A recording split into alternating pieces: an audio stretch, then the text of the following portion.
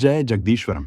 सम्यक ज्ञात पुरुष जगदीश्वरम के लिखित उपदेशों पर आधारित पॉडकास्ट्स की इस श्रृंखला में आज उनके दिनांक 2 अक्टूबर 2025 के उपदेश को आधार बना रहे हैं। पूज्य गुरुदेव द्वारा यह उपदेश लोक कल्याण के लिए फेसबुक के आर्य मित्र नामक पेज पर सन 2017 से प्रकाशित हो रहे हैं।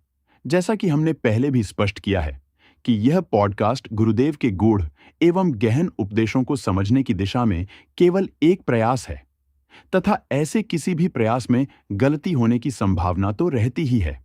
अतः सुधी दर्शक / श्रोता गणों से अनुरोध है कि वे इस पॉडकास्ट को सुनते समय अपने विवेक का प्रयोग अवश्य करें तथा किसी भी शंका समाधान के लिए फेसबुक पर जगदीश्वरम के आर्य मित्र नामक पेज पर दिए मूल उपदेश को अवश्य पढ़ें। आर्य मित्र पेज का लिंक डिस्क्रिप्शन में दिया जा रहा है। हाँ, हमारे सामने जो सामग्री है वो काफी गहरी और थोड़ी रहस्यमयी भी है।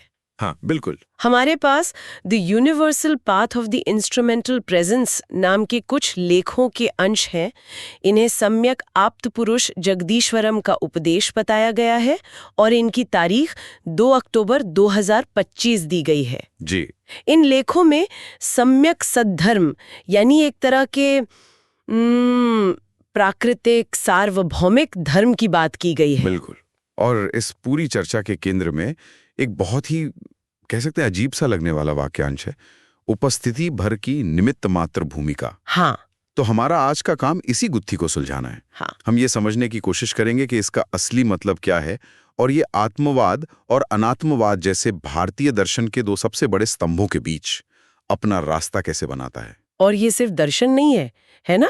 इसमें आचरण पर भी बहुत जोर है। हाँ, दर्शन और आचरण दोनों पर। तो चलिए इस सोच की परतों को खोलते हैं। सबसे पहले इसी वाक्यांश को पकड़ते हैं, उपस्थिति भर की निमित्त मात्र भूमिका। ईमानदारी से कहूं तो ये सुनने में ही इतना भारी है। लगता है हाँ। अगर आम भाषा में कहें तो क्या इसका मतलब सिर्फ मौजूद रहना है बिना कुछ किए? हाँ, एक स्तर पर मतलब यही है, लेकिन ये उससे कहीं ज्यादा गहरा है। इन लेखों में इस अवस्था को ऐसे समझाया गया है जहां व्यक्ति न यह है ना वो है, न यह है न वह है। मतलब वो किसी भी पहचान से बंधा नहीं है। उसका ना कोई आरंभ है ना कोई अंत। वो किसी से पैदा नहीं होता ना उससे कोई पैदा होता है। अच्छा। स्रोत के अनुसार इस स्थिति में व्यक्ति दृष्टा, ज्ञाता, कर्ता या भोक्ता ये सब नहीं रह जाता। यानी देखने वाला, जानने वाला, करने वाला या भोगने वाला, ये सारे भाव मिट जाते हैं। ये तो सुनने में किसी परम अवस्था जैसा लगता है जहां अहंकार, अस्मिता, राग, द्वेष जैसी सारी चीजें खत्म हो जाती हैं। पर यहाँ एक बात मेरे मन में ये आ रहा है कि क्या ये किसी तरह के ध्यान की अवस्था है जहां आप किसी विचार में खो जाते हैं, जैसे आत्मा या ब्रह्म के विचार में? ये एक बहुत अच्छा सवाल है, क्योंकि स्रोत इस पर बहुत जोर देता है। वो साफ साफ कहते हैं कि यह आत्मा ब्रह्म की तरह कोई कृत्रिम भावना नहीं है जिसमें आपको खो जाना है। अच्छा, मतलब कोई सम्मोहन नहीं बनाना है। कोई सम्मोहन नहीं, बल्कि इसे एक व्यवहारिक प्रत्यक्षता कहा गया है। व्यवहारिक प्रत्यक्षता यानी यह कोई कल्पना नहीं बल्कि एक जीती जागती हकीकत है। इसका मकसद किसी विचार में डूबना नहीं बल्कि पूरी तरह होश में रहते हुए सहजता से स्थिर हो जाना है, ताकि सारे भ्रम और दुख अपने आप खत्म हो जाएं। हाँ, अपने आप भंग हो जाएं। तो ये एक तरह से कोशिश रहित अवस्था है और यहीं पर शायद निमित्त मात्र शब्द का असली मतलब छिपा है। लेख में एक जगह कहा गया है कि ये भूमिका अक्रिय ज्ञान मात्र के निमित्त है। अब ये अक्रिय ज्ञान मात्र क्या चीज है? ज्ञान तो सक्रिय होता है ना, हम ज्ञान हासिल करते हैं, उसे इस्तेमाल करते हैं। निष्क्रिय ज्ञान का क्या मतलब हो सकता है? ये इस दर्शन का सबसे सूक्ष्म बिंदु है। अक्रिय ज्ञान का विचार थोड़ा अजीब लग सकता है। हम हमेशा सोचते हैं कि जानना मतलब दिमाग चलाना, विश्लेषण करना। हाँ, मेहनत करना बिल्कुल। पर यहाँ इसका मतलब है जैसे हमारी आंखें देखती हैं। अच्छा। आंखें देखने के लिए कोई मेहनत नहीं करती, देखना उनका स्वभाव है। वो बस एक माध्यम है जिससे रोशनी और छवियां अंदर आती हैं। वो खुद कुछ नहीं कर रही। वाह। अक्रिय ज्ञान मात्र के निमित्त होने का मतलब है चेतना का बस ऐसा ही एक शुद्ध माध्यम बन जाना जो बिना किसी कोशिश या कर्ता भाव के बस जानता है। वाह, ये उदाहरण इसे काफी साफ कर देता है। तो ये कर्ता भाव यानी मैं कर रहा हूं के भाव का पूरी तरह से मिट जाना है। पूरी तरह से। और जैसा कि स्रोत में लिखा है, अहंकार बहुत चालाक है, इसलिए इस निमित्त मात्र की भूमिका को बार बार याद दिलाना पड़ता है, वरना वो वापस आ जाता है। एकदम सही। जैसे ही करने का भाव आया, अहंकार आ गया। यह अवस्था उस भाव से पूरी तरह परे है। ठीक है, तो ये तो हुई इस अवस्था की बात। लेकिन अब उस हिस्से पर आते हैं जो मुझे सबसे ज्यादा चौंकाने वाला लगा। इन लेखों में इसकी तुलना कृष्ण और बुद्ध की शिक्षाओं से की गई है। हाँ। और एक बहुत बड़ा दावा किया गया है। हाँ, यहाँ पर लेखक का तर्क है कि भारतीय दर्शन में दो मुख्य धाराएं रहीं, ब्राह्मण धर्म जो आत्मा को मानता है, और श्रमण धर्म जिसमें बौद्ध और जैन आते हैं। हाँ, जो अनात्म की बात करते हैं। तो स्रोत कहता है कि जब कृष्ण ने आत्मा पर जोर दिया तो समय के साथ उनके अनुयायियों ने उसे आत्मवाद की अति बना दिया। अति बना दिया। हाँ, यानी एक ऐसे मैं को पकड़ लिया जो शरीर और मन से अलग तो है, पर फिर भी एक सूक्ष्म अहंकार का रूप ले लेता है। एक मिनट, ये कहना कि कृष्ण और बुद्ध दोनों अति में चले गए, ये तो एक बहुत बड़ा दावा है। क्या स्रोत इस बात का कोई और तर्क देता है? क्योंकि ये दोनों ही भारतीय दर्शन के स्तंभ माने जाते हैं। देखिए, स्रोत सीधे तौर पर कृष्ण या बुद्ध की आलोचना नहीं कर रहा, अच्छा। बल्कि इस बात की कर रहा है कि उनकी शिक्षाओं को कैसे वाद या इज्म में बदल दिया गया। समझ गए। उनका तर्क है कि बुद्ध ने जब हर चीज को ये भी अनात्म है, ये भी अनात्म है कहा और फिर चुप हो गए, तो वो इशारा तो सही कर रहे थे, लेकिन उनकी बात पूरी तरह स्पष्ट न होने के कारण उनके अनुयायियों ने उसे एक वाद बना लिया। हाँ, उसे आत्मा के विरुद्ध एक वाद, अनात्मवाद बना लिया। ये एक तरह का निषेध बन गया। तो एक तरफ कुछ है का पकड़ना और दूसरी तरफ कुछ नहीं है का पकड़ना, दोनों को ही यहाँ अति बताया गया है। बिल्कुल। तो फिर समाधान क्या है? यही पर निमित्त मात्र उपस्थित भर होना की अवधारणा इन दोनों के बीच के संतुलन के रूप में आती है। इसे एक सूत्र की तरह दिया गया है। क्या? न आत्म न अनात्म इज इक्वल टू निमित्त मात्र उपस्थित भर होना। न आत्म न अनात्मा। यह न तो मैं हूं के अहंकार को पकड़ता है और न ही मैं नहीं हूं के निषेध में जाता है। यह बस होने की, उपस्थित रहने की अवस्था है। इसी को यहाँ सम्यक सद्धर्म कहा गया है, एक संतुलित माध्यमिक मार्ग। और यहाँ पर निमित्त शब्द को गीता वाले अर्थ से अलग बताया गया है। ये भी एक महत्वपूर्ण बिंदु है। बहुत महत्वपूर्ण। गीता में कृष्ण अर्जुन से कहते हैं कि तुम निमित्त मात्र बनो, यानी कर्म करने का एक माध्यम बनो। पर यहाँ मामला बिल्कुल अलग है। बिल्कुल, वो बहुत ही सूक्ष्म लेकिन महत्वपूर्ण अंतर है। गीता में निमित्त बनने का अर्थ है सक्रिय कर्म के लिए, और यहाँ निमित्त बनने का अर्थ है अक्रिय ज्ञान के लिए।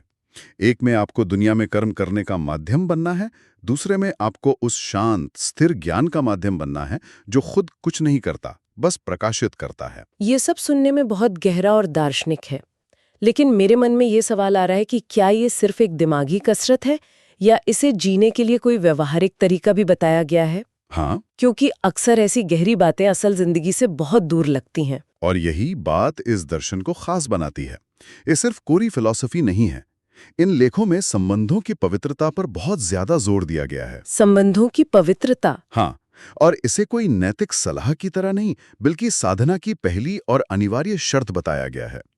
पति पत्नी, पिता पुत्री, भाई बहन जैसे संबंधों की मर्यादा को साधना का आधार माना गया है। हाँ, और इसमें कुछ उदाहरण तो बहुत ही विशिष्ट हैं, जैसे छोटे भाई की पत्नी को धर्मपुत्री समझना और बड़े भाई की पत्नी को धर्म माता समझना। जी। ईमानदारी से कहूँ, आज के जमाने में ये बहुत अजीब लग सकता है।